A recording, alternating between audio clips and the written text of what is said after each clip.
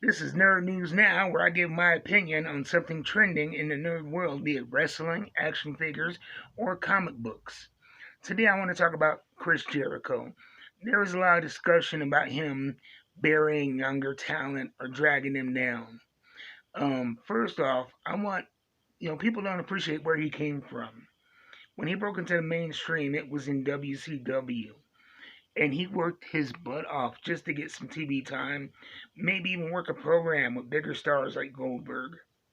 He did everything within his power to add to the lore of Goldberg just to get a match with him where he would like to get beaten down and squashed. And Goldberg wouldn't give him the time of day because of his place on the card and his size. You go to, his later careers, all throughout his career, he has attached himself to acts, rarely somebody who has a higher spotlight than himself.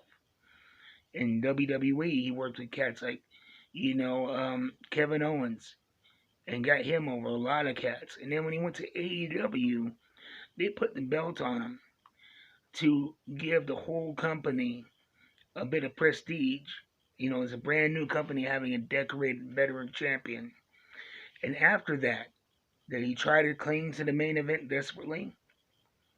He worked a program that really took Orange Cassidy from a mid card comedy guy to a guy who is a serious upper mid carder, if not feature main eventer. When nobody took Orange Cassidy serious, Jericho raised his stature. You look at the first group he was in, the Inner Circle. Sammy Guevara was hot and cold as a babyface, or hell, he was kind of rudderless. You know, um, Proud and powerful. They came in with nothing to do. Jake Hagar. His biggest asset has always been his size and his legitimate athletic background, but never a great talker. Chris Jericho kind of filled the spots that all these guys needed to stay relevant. And after that, he formed, the Jericho Appreciation Society, which a lot of people complained about again. But you look at, 2.0, those guys were, you know, I hate to use the word jobber because I'm not an insider, but they were used to put guys over in WWE and really didn't even have the high profile. And in AEW, they're heading that same direction until they hooked up with Jericho.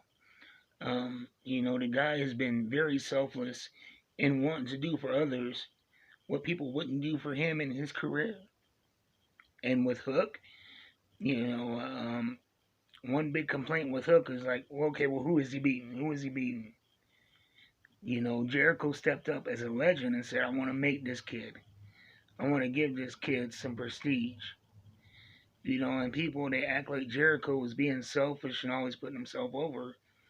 But, I mean, you look at even during the pandemic days, when you talk about Sugar Dunkerton, he's the Shug D, the current Pan African champion on the independent scene. He was, an indie guy who was just paid to be an extra, who had an interesting look and wore a pineapple shirt. And Jericho started giving him crap in the audience, calling him Pineapple Pete, and that got trending. And Jericho was like, what, I'm going to put on a competitive match with this guy. And, Shug D, he's on the verge of quitting wrestling.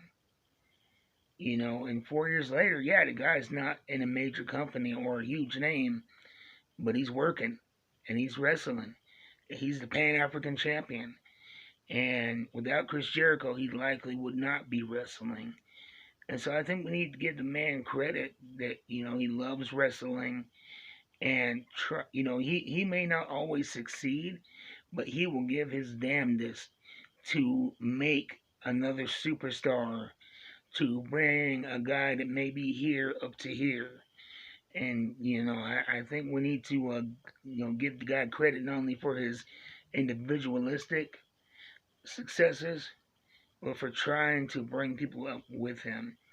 And you talk about how great of a heel he was, how great of a this he was, or how he's always reinventing himself.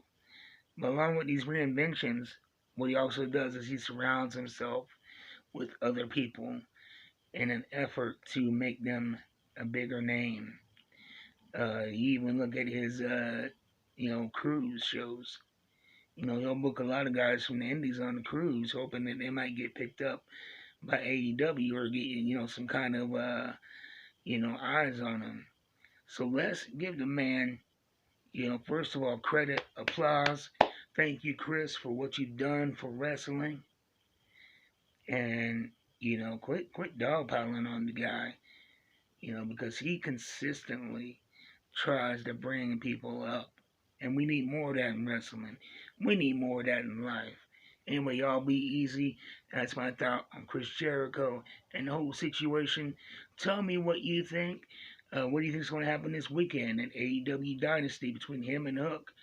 I know, irregardless, you will never, you will never convince me that he's as selfish as people are making him out to be, because he could easily try to big shot AEW and say, I need to be in the title scene, I need to be on top, I need to do this. But he's like, nah, just let me work with this guy over here, let me work with this guy over here, let me do this, and let the top guys be the top guys. My time is almost done. Anyway, that's my thoughts. Y'all be easy. Keep watching that wrestling, keep reading them books, keep collecting them action figures, and I'm going to keep talking about it all.